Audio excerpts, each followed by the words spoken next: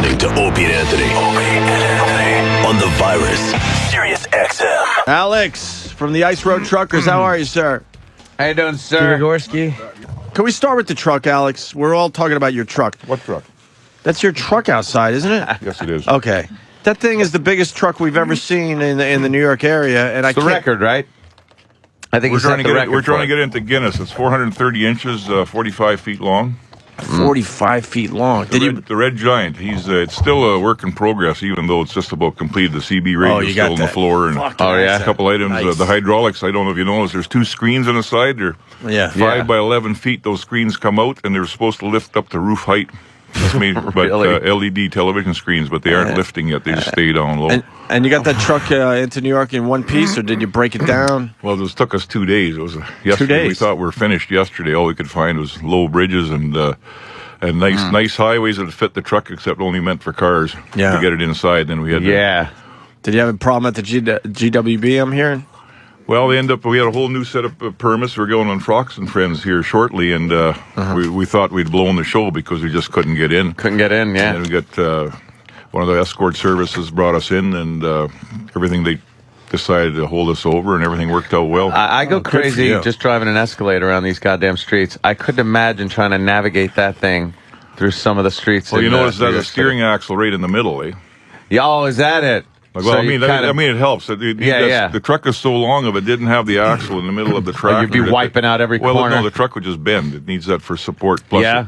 So we usually need at least 2 lanes to turn, sometimes 3, depending how bad. Wipe the out corner is. some pain in the ass pedestrians too that stand on the corner too close to the road. You're not getting Stand them. You're not going to get the truck out of here anytime soon, then, because I mean, this city is a little busy. Well, I mean, if the right fellows come to give us a hand, Hoboken and Ridgewood, the boys come out with the red lights, and I'll tell you. Oh, I see what These you're guys saying. know how to move vehicles and stop vehicles. They certainly Oh, you're do. going to get the special treatment today. Of course. Oh, that I was rules. hoping to come into Times Square with the motorcycle cops helping us out, but they were busy. That'd be nice. 11 kids. God bless you, man. Yeah, we have 10 grandchildren. 10 grandchildren. My oldest grandchild is as old as you guys are. Wow, wait. No. How old are you? Yeah, you look. You don't look old. To have We live in North Alaska. Alaska, the Northwest Territories. You breathe that air and drink that water. I'm ancient, but you that stay is a looking lot. young up there. Wow. fucking. How old do you think he is? He won't tell us. I don't know.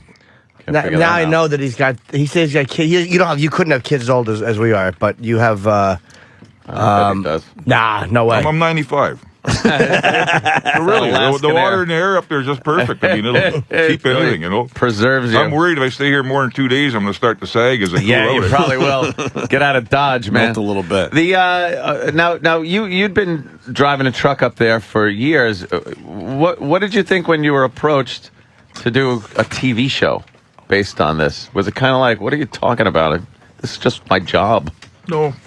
The good Lord puts different things in one's path every day, and you have to make a decision, yes or no, and then down the road, sometimes it's the wrong decision. You'll have to do something different, and you just make choices every day. They come up. I was doing my job. We've seen lots of cameras on the road. European, German, English, Asian, American cameras, because people are interested in the North. Like we're out, the places that you spend $6,000, $7,000, I don't know, $10,000 to go fishing up there. Well, we drive on those lakes, and we think, well, we'd like to come fishing in the summer, except we'd have to hire a plane and everything else to get in there. And so a lot of people find it interesting. These guys come up, and we see them on the road, and I've thought about it'd be kind of interesting to be on a documentary or whatever. Mm-hmm. And then they showed up and decided to make a show, and they went looking for characters. And the folks in town all pointed in my direction and said, well, is that it? Yeah. Mm. if you need a character, go see Debogorski, because I've done a number of things. Sometimes life can be boring. I ran for mayor one time. People are saying, well, what do you run for mayor for? I said, well, I need teeth. So I didn't get elected, so just in case you're wondering, I still need teeth. As a matter of fact, the other day I ran into a lady, and she's saying, I've got a new set of teeth. I said, well, if you got a mouth as big as mine, and maybe I can get your old ones. What's wrong with your teeth? They look fine. Well, But you're on the side, the good side. So Oh, that's- Got a couple of missing. oh my God, he's gonna kill us. Yeah, that really is. That's the sound you hear as a shallow grave is being dug. How long have you been driving up there? well, I've lived up there 35 years. And you've on been top of driving, the just 22 driving on or ice so. the whole time. Since about the 80s. I have a business of my own. I just drive in the wintertime up north in the bush on the ice, and in the summertime I make topsoil and dig holes, haul gravel. I understand that you're. How many addictions do you have? Oh God, plenty. Cars. Yeah. I like cars. Yeah, I've got 150 in my front yard. People think I have a junkyard as a collection. I do have a couple of drag lines and maybe a half a dozen 8 big trucks. Yeah. Are you a hoarder? They all run. I got sheds full. I'm a collector. Yes, that's what they say. I'm not a hoarder. I'm a collector. Only people that collect understand people that collect what the reason is. You don't even know how to verbalize it. But I understand your problem. I could see a crossover show. I throw truckers and hoarders. Yeah, no Hoarders can't verbalize it either, though. So why do you need that? It's a feeling. They just know. You're saying danger, though. That really driving truck. There's 40,000 Americans a year die on the highways of America. It's 120 a day. That's more than all the NATO troops, American troops, Canadian troops, German, Polish, all the guys in Afghanistan, Iraq, and all over the place. It's dangerous out there. And the guys out there, right, they're basically in a war zone. Yeah. And, every day, things happen. You drop your phone, look down, you got a problem half the time. Everybody scares the pants himself once a day. But what happens, a lot of guys, I'll talk to guys, I don't do that dangerous shit, And the guys, I said, you forgot. Because you start out, you get your load, you tie it down, you go down the road, have all the worries of making sure it doesn't fall off. You deliver it, and once it's in the bank, you have a beer, you forget about it. Because the next load you're working on, you're thinking about that. You just totally forget about the last one. Yeah. And then they just don't remember. You're looking forward rather than backwards. Sure. I've seen a couple places on, where it showed me sliding down the hill in the show. Yeah. And I thought, where the heck did they get that from? And that's only a couple of months ago. Like, if I didn't do that. I thought they were scripting or something. And then I saw the show. I figured, that was bad. I remember now. Because you just put it out of your mind once it's done. We slid. I slid again. No, at the time, it's bothersome. I mean, that's why I had to have a hemorrhoid operation, and the darn things come back, Oh, shit. That's a trucker's worst thing. Yeah, it's really bad. A medical situation, you have to sit on it. Shit, man.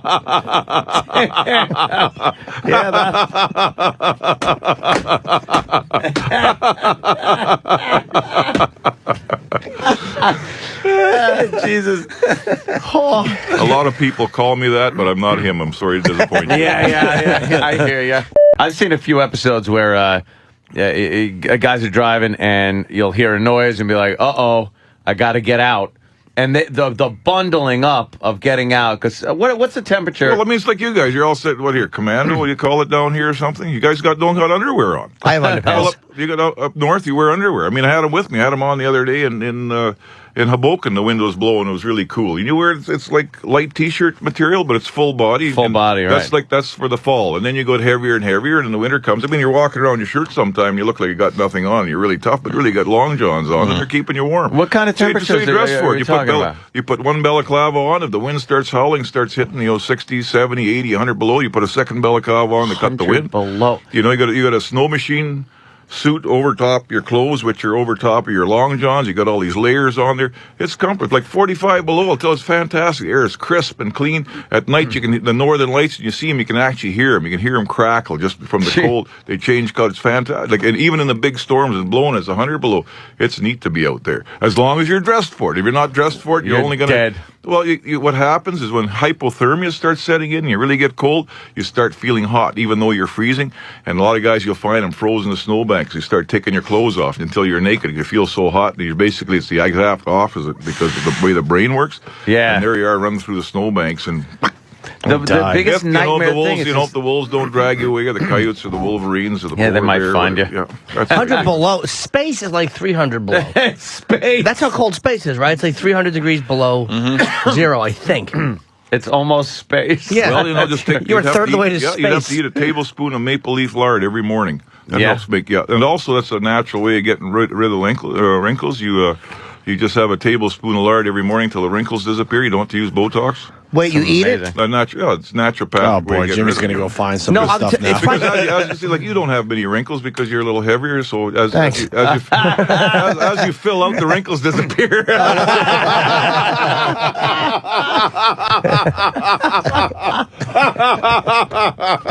I'm the funniest guy I know.